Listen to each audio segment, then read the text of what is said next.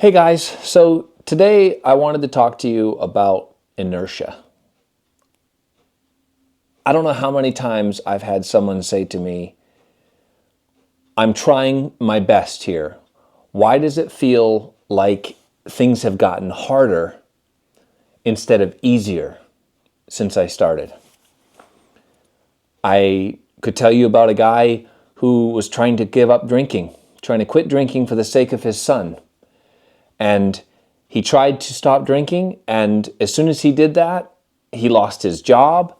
His son had trouble at school. Just his roof started leaking.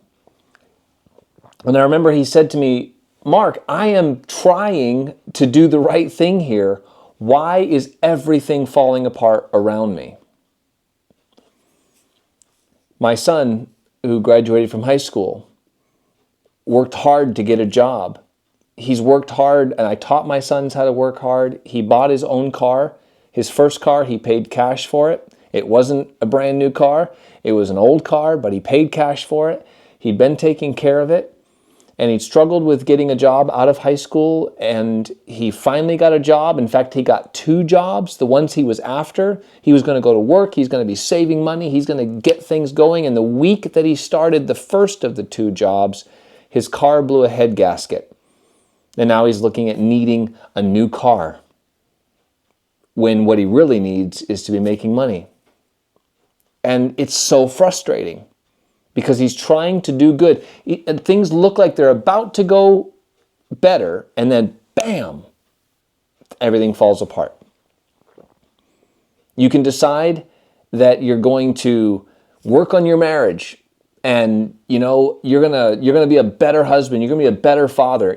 I can guarantee you, if you make that commitment and you move towards that with intentionality, I can guarantee you that you are going to have the biggest fight with your wife that you've ever had, or your kids are going to act like hellions, like out of nowhere. Somebody's going to break something. Somebody's going to do something. You're going to wind up in the emergency room because the kid's going to fall off of their bike and need stitches. And it's going to leave you feeling like, why should I even try to do better when every time I do, things go to hell in a handbasket? It's a good question. Here's what I want you to know. What you're describing and what I'm describing and what you're feeling happens every single time we try to do better. Every single time. It's called inertia. And it works in the physical world as well as in opposition to the physical world, the material world, and in your life. So it takes more energy to build momentum in the beginning than it does to maintain energy or to maintain momentum once you get it started. I did not say that nearly as clearly as I would have liked to, but I'm not editing it out. This channel's about being real. Inertia is that rock sitting there, refusing to be moved. Momentum is that same rock rolling down a hill. Now, it takes a lot more energy to get that rock rolling down the hill than it does for the rock to stay rolling down the hill. I'm old enough to remember those old merry-go-rounds, the metal merry-go-rounds on playgrounds all around the country. You'd be hard-pressed to find one in very many places today. They were heavy, they were made of metal, and somebody would get on the outside of the merry-go-round and they would start to run. And it would be slow at first and hard at first, especially if there was a lot of other kids sitting on the merry-go-round. But as momentum began to build, the energy output would decrease because the momentum was moving and was helping to keep the motion going. Momentum or movement creates momentum.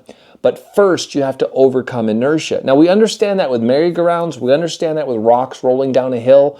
What we don't often understand is that the same thing happens in our personal lives. If you try to do something positive, the inertia in your life is going to kick like a mule to try to stop you. And it can leave you feeling like, why am I being attacked? What's wrong with me? Why is this happening to me? Stop. Let that go. It happens to everybody. I don't care what anybody says. Inertia is a powerful force that takes work to overcome. But here's the good news. It can be overcome.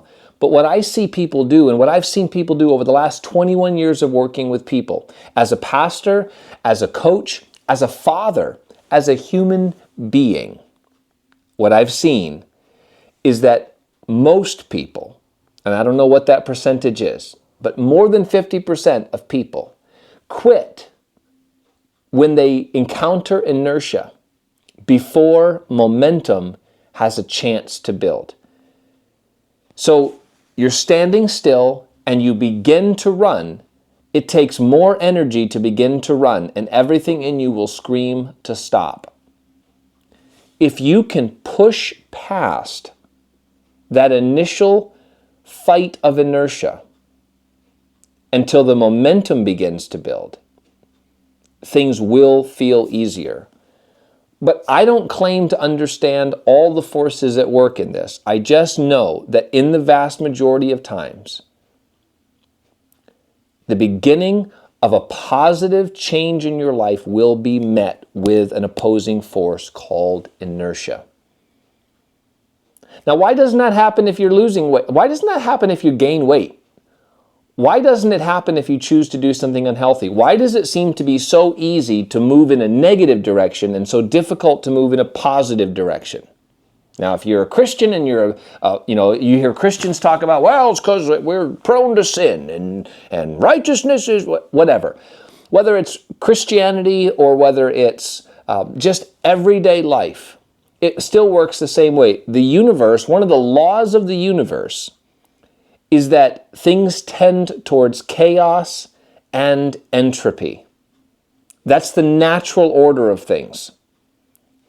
Any dead fish can swim downstream. It takes a live fish to swim upstream, because when you're moving against the current, and in this case, the current is chaos and entropy, and when you try to introduce order or energy back into a system that is moving towards entropy and chaos, you can expect to face opposition. It takes work. But unlike the fish swimming against the current, eventually your momentum will build and the energy output will be less, but it's harder at first. This is why if you have a sweet tooth and you try to get off of sugar, those first few weeks are going to be so hard. It's why when you're trying to quit cigarettes or quit alcohol or quit any other addictive habit, those first few months, biology notwithstanding, are hell because of inertia. And because injecting energy and positive growth into a system will be met with a resisting force called entropy. But I want you to know something. I've said it already, and I'm going to say it here at the end. If you don't give up, if you keep your head on straight, if you look for solutions to those entropy problems, to those inertia problems that rise up in the face of your attempt at bettering yourself or your situation, if you look with the right attitude, you will solve those problems, you will overcome entropy, momentum will begin to build, and the difficulty of what you're doing will diminish, and you'll start to see success. Just don't give up. I'd love to know your experience with inertia in your life. I'd love to have you leave a comment and let me know. Ask a question if you've got one.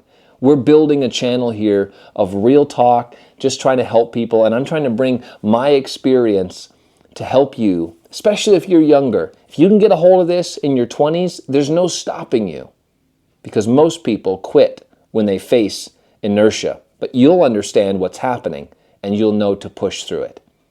Okay, that's it. Thanks for watching. I'll see you guys in the next video.